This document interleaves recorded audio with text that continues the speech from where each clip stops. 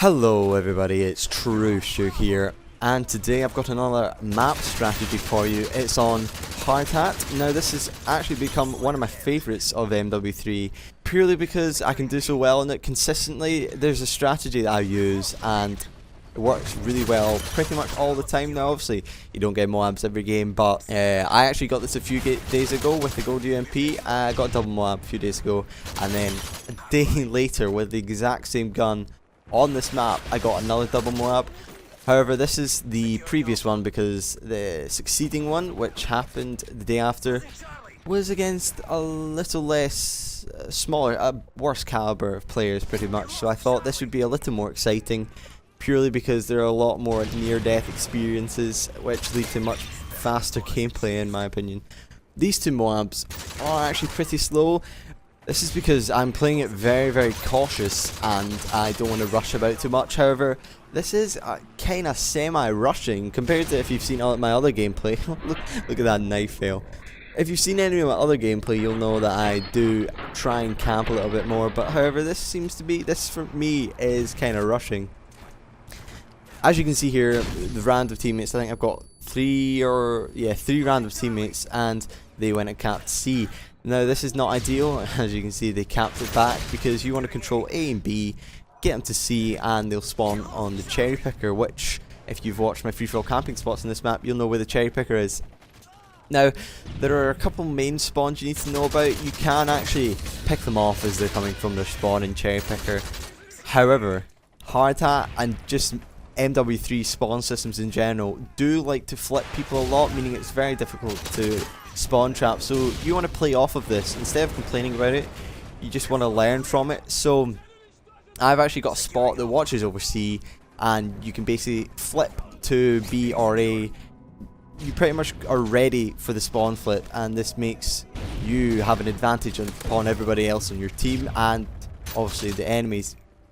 Now this kind of strategy in the middle is very good for just catching them as they run about from C. You're not actually picking them off as they run from C, but you're stopping them from getting your flags, which are A and B.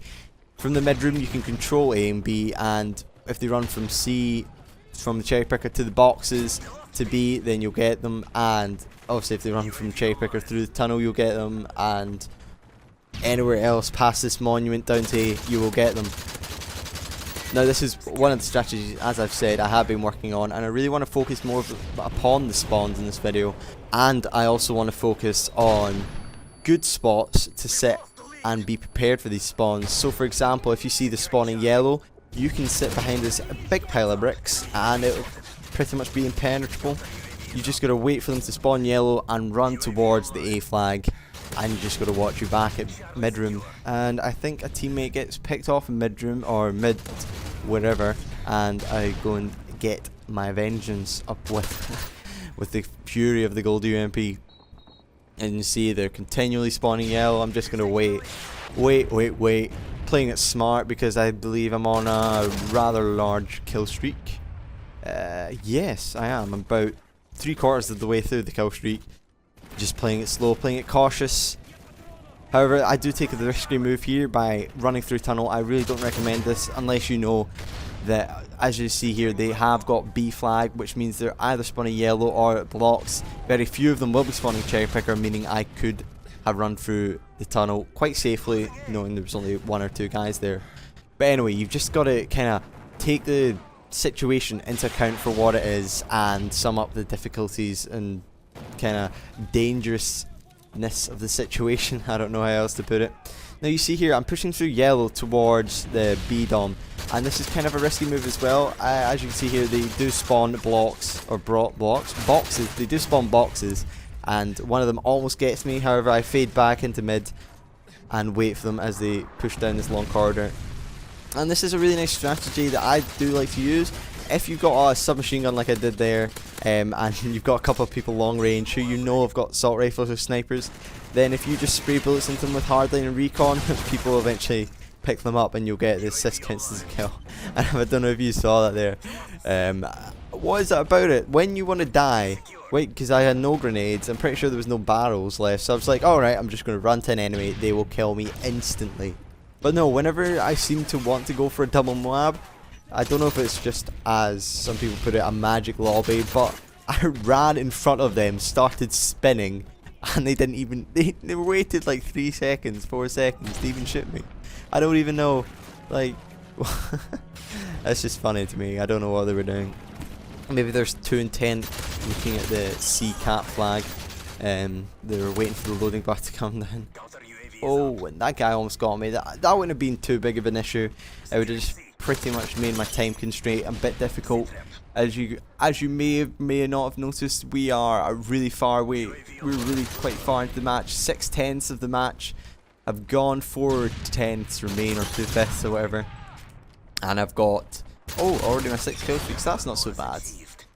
Now this is the second spot I was talking about. This is the one I originally started using, and it does work really well. This is the Overlook, and as you see, they spawn cherry picker and will continually run out into C to try and go to the pipe or go to A, and yeah, you'll be able to pick them off. Now here they do, I was ready for the spawn flip as they spawn yellow, and now I believe they've flipped back again. You just gotta keep your finger and keep your eye on the pulse of the spawns.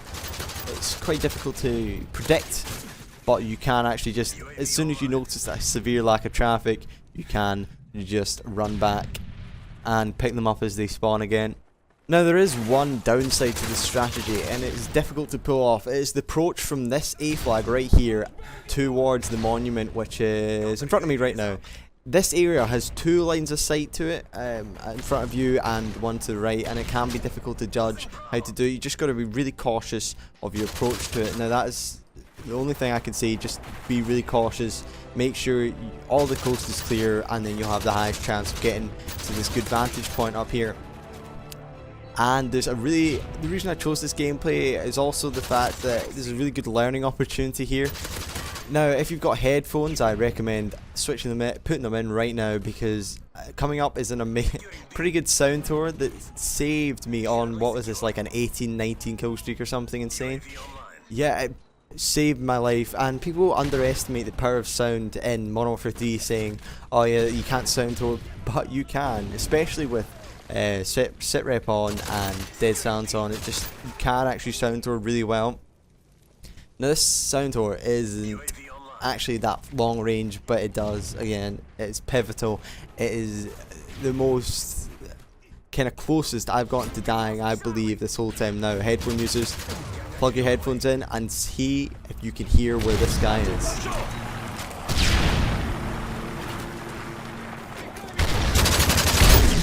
Did you hear that? I know I did. I had my headphones cranked up to max volume when I heard this. And yeah, it allowed me to just jump off this ledge here, make an escape route. This is a nice spot. You can just make an escape route into that alleyway, and you can save yourself. Now, right here in this gameplay, I do notice the time is running out dramatically. Teammates capping C, so I decide to go make or break. I push through the tunnel back into mid map, which is an incredibly stupid thing to do, but I knew I only had a very little time left, and I was waiting for people to appear at this.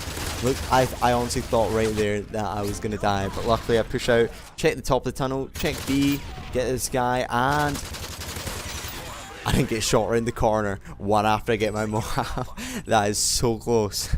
I was so close to dying there. It's unreal. Now, I hope you guys enjoyed. Hope you guys do better in Hardhat, because I really like this map. I really want to pass this love of the map on to you guys. Alright, if you enjoyed, leave a like, and I will see you next time. Bye bye.